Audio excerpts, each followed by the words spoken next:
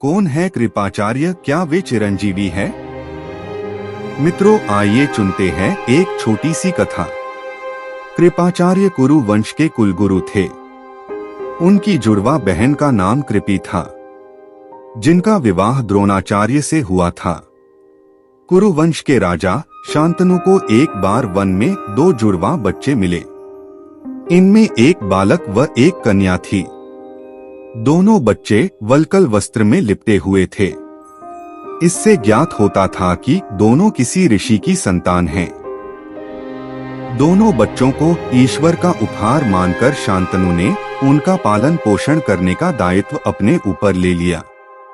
बालक का नाम कृपा और कन्या का नाम कृपि रखा। युवा होने पर कृपा को कुरुवंश के कुलगुरु की उपाधि प्रदान की। कृपाचार्य के पिता गौतम ऋषि के पुत्र शरद्वान की संतान थे। शरद्वान गौतम घोर तपस्वी थे। उनकी विकट तपस्या से इंद्र बहुत चिंतित थे। इसलिए इंद्र ने उनकी तपस्या को भंग करने के लिए जानपदी नामक देवकन्या को उनके आश्रम में भेजा। उसके सौंदर्य पर मुग्ध होकर शरद्वान गौतम का अनजाने ही वीर्यपात हो गया। वह वीर्य सरकंडे के समूह पर गिरकर 2 भागों में विभक्त हो गया, जिससे एक कन्या और एक पुत्र का जन्म हुआ। शरद्वान ऋषि एक श्रेष्ठ धनुर्धर थे। अपने पिता के ही सदृश कृपाचार्य भी परम धनुर्धर हुए। शरद्वान गौतम ने गुप्त रूप से कृप को धनुर्विद्या सिखाई थी।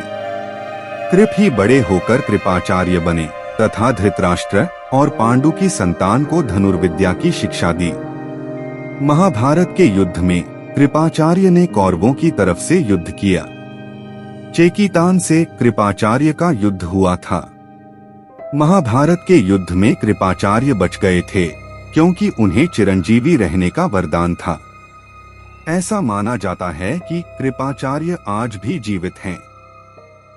महाभारत के अनुसार रुद्र के एक गण ने कृपाचार्य के रूप में अवतार लिया।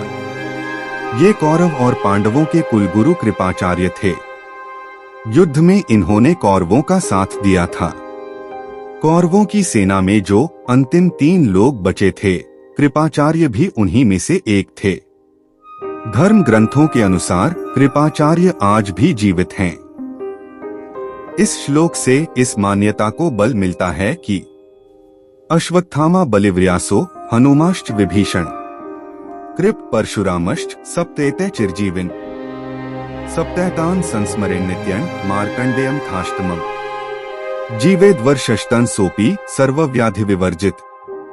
अर्थात अश्वत्थामा, राजा बलि, महर्षि वेदव्यास, हनुमान जी, विभीषण, कृपाचार्य, परशुराम व ऋषि मार्कंडेय, ये 8 अमर है।